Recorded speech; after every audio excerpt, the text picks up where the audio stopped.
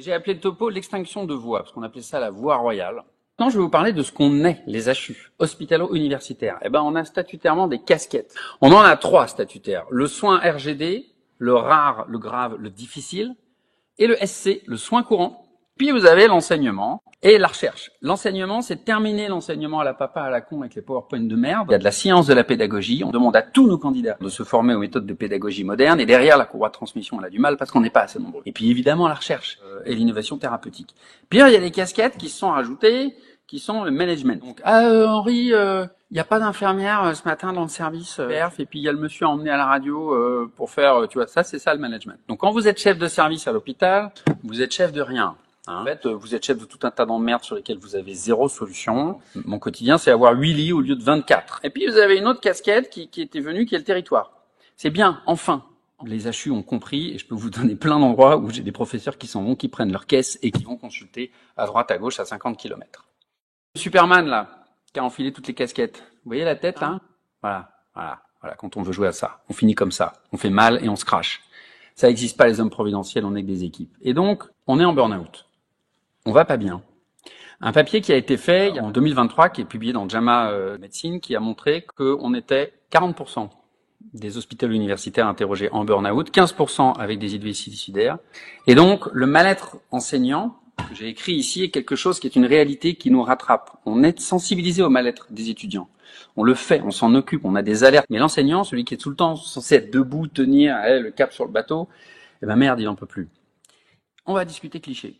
J'ai demandé à une intelligence artificielle de me dessiner un professeur de médecine. Voilà ce qui m'a sorti. Est-ce que j'ai des lunettes? Non. Est-ce que j'ai l'air d'avoir 180 ans? Est-ce que je parle à la visite en disant « Oh, mon petit, mon petit ?» Non. Est-ce que je fais du privé? Non. Comme 83% des hôpitaux universitaires qui ne font pas de privé à l'hôpital. Donc quand vous avez encore une fois le politique qui vous dit « Mais pour la retraite, non, enfin, il faut du privé, je vais les voir, moi, je vais voir mon privé. Très bien quand j'arrive pas. » Fuck. C'est pas la feuille de route, c'est pas la mission, et c'est pas pour ça qu'on fait ça. Alors, je vous fais rapidement tomber le mythe du piston. Voilà tous les diplômes qu'il vous faut. Il faut sa thèse d'exercice, on connaît, il faut un master 2 de 1 an, il faut une thèse de sciences, un deuxième doctorat de 3 à 4 ans. Moi, le mien, je l'ai fait la soir, la nuit, le week-end, les manifs à Saint-Antoine à minuit, je connais. La mobilité à l'étranger, donc passer 1 an, c'est une habilitation à diriger la recherche. Donc bon courage pour avoir le piston du mec qui vous donne tout ça, hein, un DU de pédagogie, des publications scientifiques. Alors voilà à quoi ça ressemble. Hein. Ça, c'est en 3 clics, vous avez mes grilles de publications, les scores. Donc on peut pas se faire pistonner pour les publications. Et puis vous passez tout le temps devant des jurys. Putain, 1000 jurys. Le Conseil national des universités, une instance qui empêche que les doyens puissent nommer tout et n'importe quoi, parce que ça existait il y a un temps, nommer le fils du copain, du machin, du truc, du bidule. Les auditions hospitalières, c'est bien. Alors ce parcours du combattant, il est vertueux. L'exigence, l'excellence pour le service public, c'est vertueux. C'est une bonne chose de se tirer vers le haut, d'aller vers le complexe. C'est important pour la chose publique. Quelques chiffres. Abandon des missions.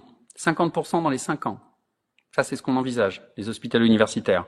Plus 50% de demandes de disponibilité. Vous savez pourquoi on les demande, les dispos? Pour contenance personnelle. Donc quand vous voyez un professeur et un hospitalo qui est là, qui sourit, qui continue à se dire il faut continuer, tenir le bateau, etc. Moi, je vois ça.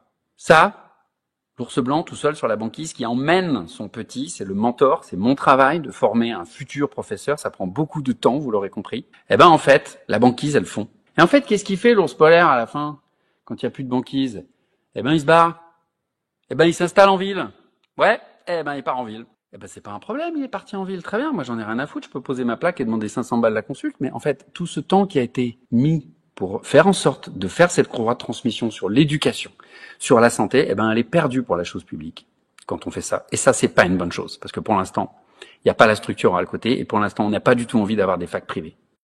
Pourquoi la retraite est une catastrophe et cristallise en ce moment un problème? On est à 30%, ça c'est un petit PowerPoint de la DGOS que j'ai reçu ce matin, parce qu'en fait, on est des bi-appartenants. Il se trouve qu'on est les seuls fonctionnaires qui sont à la fois de 2 ministères, ministère de la Santé, ministère de l'enseignement, de MESRI, ministère de l'enseignement supérieur et de la recherche. Et en fait, on touche notre retraite que sur la part où on est payé U, parce que c'est notre employeur principal. H, c'est dans le cul. Et en plus, toutes les années de chef de clinique, etc., comme c'est à partir du moment où on a été nommé, eh ben, c'est fuck. Et donc, ce 30%, ça fait des années qu'on le sait. Ça fait 10 ans les premiers rapports de l'IGAS. Là, on a eu un rapport cette année encore avec des propositions qui ont été faites par quelqu'un qui s'appelle le professeur Usan.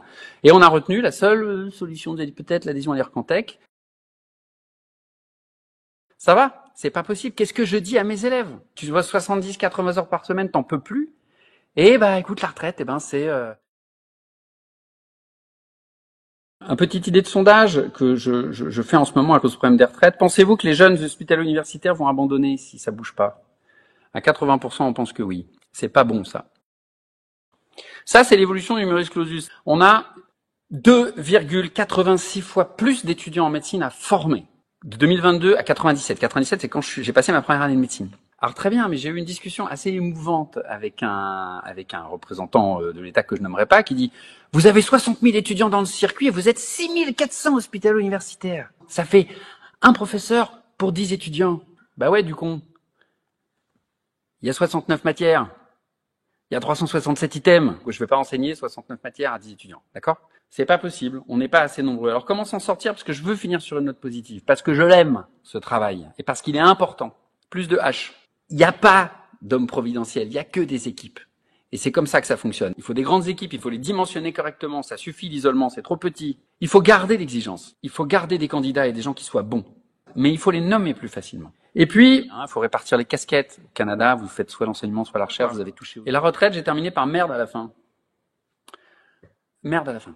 Il y a eu un rapport, professeur Usan, on l'applique, et basta. Après, je vais expliquer qu'on est des bons soldats de la République, et qu'on a trop longtemps, je pense, confondu et transmis cette problème de dévotion qui ne doit pas être un sacrifice.